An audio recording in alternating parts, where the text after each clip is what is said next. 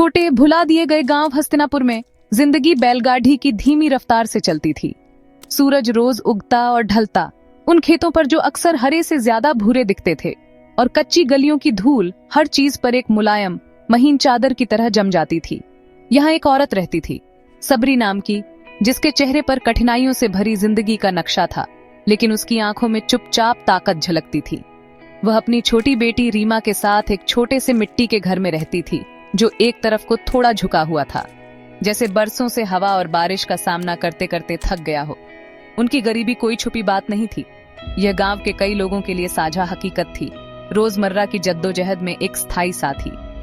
बहुत कम में गुजारा करना उनकी आदत बन गई थी, जहां भरपेट खाना किसी त्योहार जैसा था और नए कपड़े मिलना किसी खजाने से कम नहीं था। सबरी के 2 बेटे बरसों पहले गांव छोड़कर बड़े शोरगुल वाले शहर चले गए थे।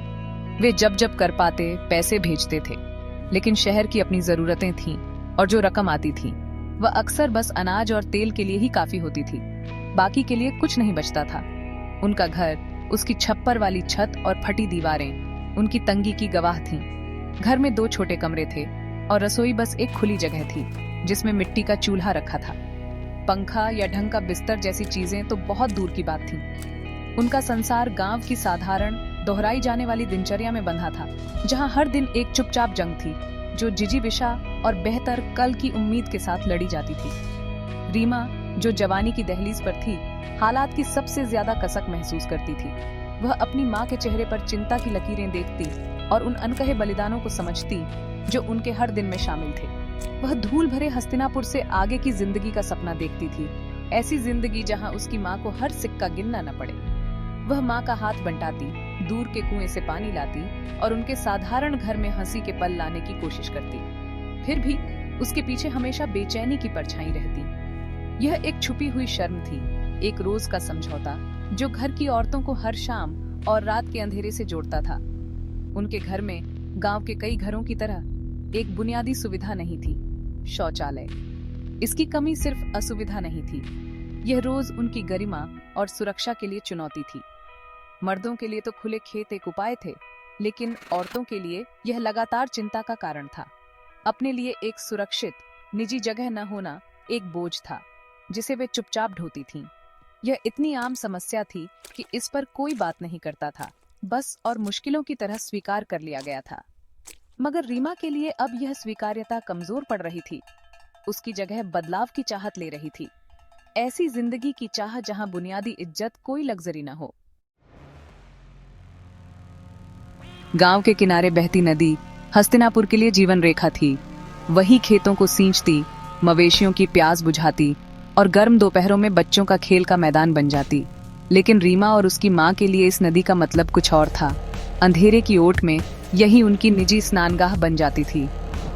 हर रात जब गांव गहरी नींद में डूब जाता, रीमा बाल्टी और साबुन लेकर अकेले नदी किनारे जाती।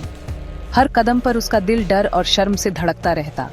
पत्तों की सरसराहट और उल्लू की आवाज रात की खामोशी में किसी खतरे जैसी लगती थी। एक शाम जब वह अपनी रोज की तैयारी कर रही थी, रीमा ने माँ से पूछा, माँ, हमारे यहाँ बाथरूम क्यों नहीं है, जैसे शहर में होते हैं? मुझे रात को अकेले नदी जाना बहुत डर लगता है। सबरी ने बेटी की तरफ देखा, दिल में जानी पहचानी टीस उठी। वह जानती थी कि रीमा का डर जायज था। रास्ता अंधेरे में डूबा रहता, नदी किनारा सुनसान।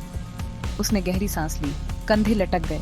जानती हूँ बेटी, उसने धीरे से कहा, मगर पैसे कहाँ से आए? बाथरूम बनवाना बहुत महंगा है। तेरे भाई जो भेजते हैं वह तो हमारे खाने भर को ही काफी है। बात तो वहीं खत्म हो गई, लेकिन सवाल घर की हवा में तैरता रहा। एक छोटे से बंद कमरे का सपना, जिसकी कुंडी अंदर से लग सके, उतना ही दूर था जितने रात के आसमान के तारे। ईंट, सीमेंट और मजदूरी का खर्चा सब मिलाकर उनके लिए तो किसी खजाने से कम नहीं था।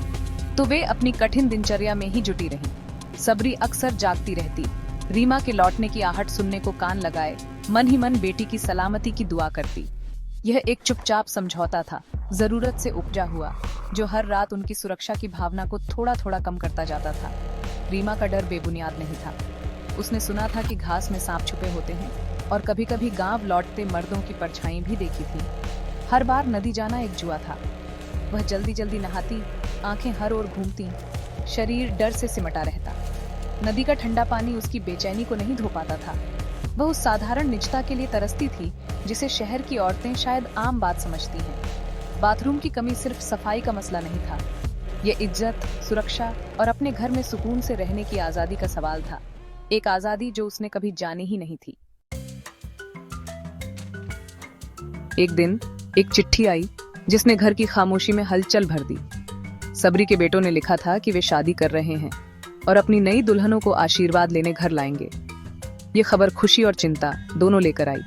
सबरी को बेटों के घर बसाने की खुशी थी, लेकिन उसे फिक्र थी कि शहर की पली बड़ी बहुएं उनके सादे घर को देखकर क्या सोचेंगी। जल्दी ही वह दिन आ गया। 2 जवान औरतें, प्रिया और आरती, एक खटारा बस से उतरकर हस्तिनापुर की धूल भरी गलियों में आ पहुंची। वे चमकीले नए कपड़ों में थीं, जैसे रंग बिरंगे परिंदे सूने भूरे संसार में आ गए हों। वे शिष्ट और आदरपूर्ण थीं, मगर उनकी आंखों में अपने नए घर की हकीकत देखकर छुपा झटका साफ झलक रहा था। प्रिया और आरती शहर में पली बढ़ी थीं, जहां जिंदगी ट्रैफिक, बिजली और बहते पानी के बीच भागती थी। वे अपार्टमेंट्स की कई कमरों वाली दुनिया, गैस स्टोव वाली रसोई और सबसे अहम अटैच्ड बाथरूम की आदी थीं। ये छोटा सा मिट्टी का घर, दिन में बिजली की कमी और सादा देहाती जीवन उनके लिए बिल्कुल नया और अजनबी था। वे ढलने की कोशिश कर रही थीं, सबरी का हाथ बंटा रही थीं, मिट्टी के चूल्हे पर खाना बनाना सीख रही थीं। वे मुस्कुराती, सबसे मीठा बोलती, लेकिन नए माहौल में उनके चेहरे पर असमंजस साफ दिखता था। असली इम्तिहान पहली रात आया। सूरज ढलते ही जब नहाने का वक्त हुआ, प्रिया और आरती ने बाथरूम खोजा और उनकी उलझन बढ़ती गई। रीमा को ही उनकी यह रात की रस्म समझानी पड़ी। हम नदी पर जाते हैं, उसने हिचकिचाते हुए कहा और उसके चेहरे पर शर्म की लाली आ गई। दोनों बहुएं अविश्वास से उसे देखती रहीं। रात के अंधेरे में नदी पर जाकर नहाने का ख्याल उनके लिए बिल्कुल नया और डरावना था। उन्होंने गांव की रातों के खतरों की कहानियां सुनी थीं और अब यह सब सच जैसा लग रहा था। उस रात चारों औरतें, सबरी, रीमा, प्रिया और आरती, एक साथ नदी की ओर चली। दोनों नई बहुएं एक दूसरे का हाथ थामे रहीं। उनकी शहरी हिम्मत अंधेरे के डर के सामने छोटी पड़ गई थी। रास्ता दिन के मुकाबले कहीं लंबा और डरावना लग रहा था। प्रिया और आरती के लिए यह सिर्फ असुविधा नहीं थी, यह गहरा सांस्कृतिक झटका था। उसी पल उन्होंने सच में समझा कि उनके पतियों ने किस गरीबी को पीछे छोड़ा है और इस परिवार की औरतें किस चुप्पी में रोज क्या क्या सहती हैं। नदी का ठंडा पानी उनकी त्वचा को चीरता सा महसूस हुआ, जैसे उनके नए सच की ठंडी सच्चाई हो। The nightly trips to the river became a shared ordeal for the sisters-in-law. They would go in a group, their small lantern casting flickering shadows on the path, their hushed conversations a small comfort against the vast, silent darkness. They tried to be brave for Rima and me, but the fear was always there, a knot in their stomachs. They were not used to the sounds of the night, the chirping of crickets, the croaking of frogs, and the distant howl of a jackal. Every snapped twig sounded like a footstep, and every shadow seemed to hide a potential threat. The riverbank, a place of serene beauty by day, transformed into a stage for their deepest anxieties by night. One night, their fear took a more concrete form.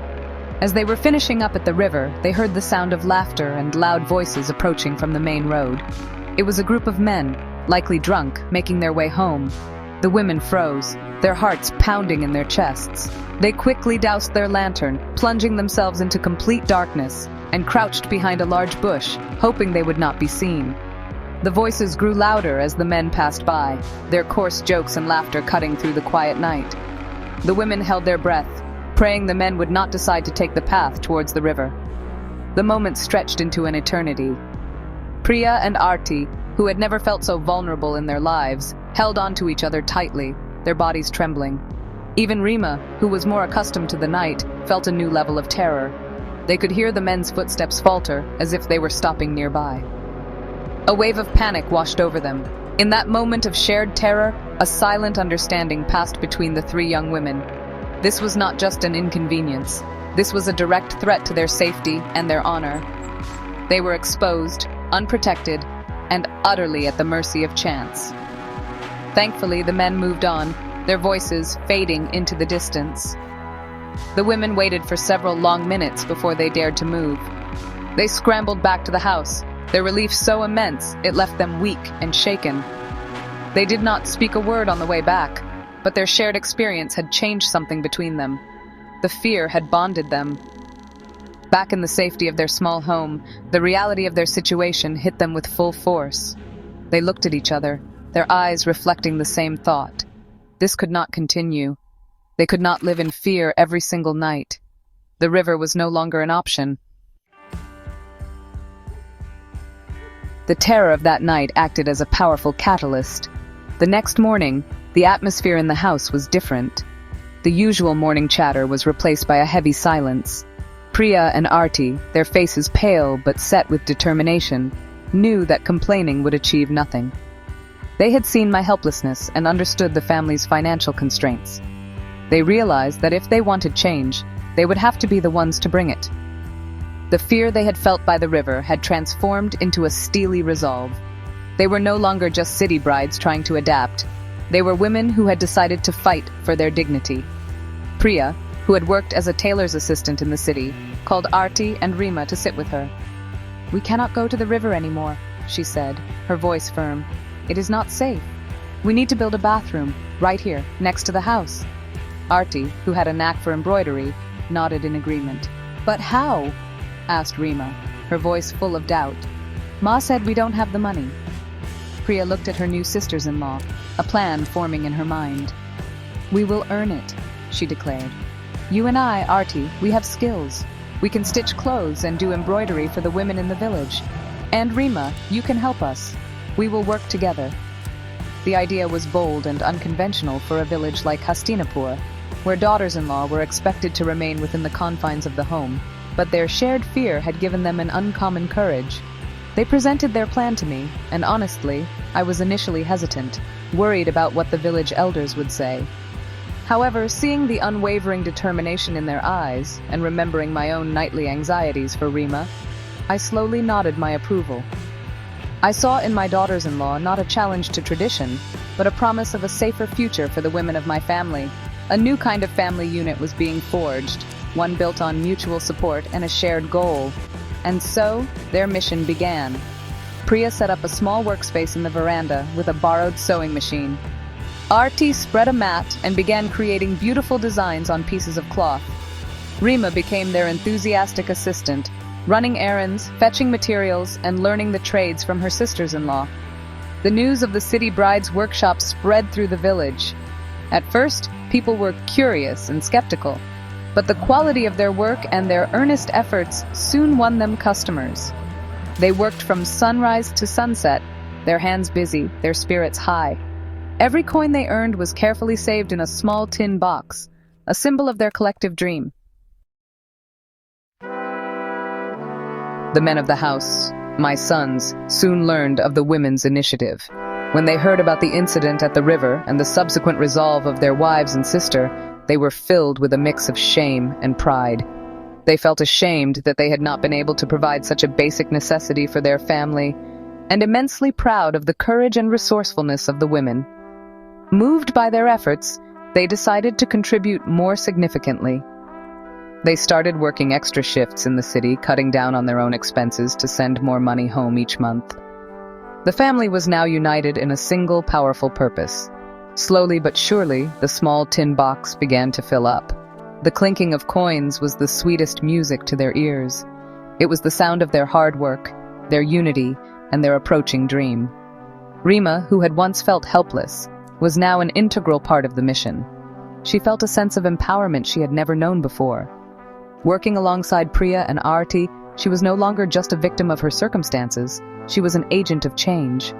The bond between the three young women deepened, evolving from an alliance of fear into a true sisterhood of love and respect.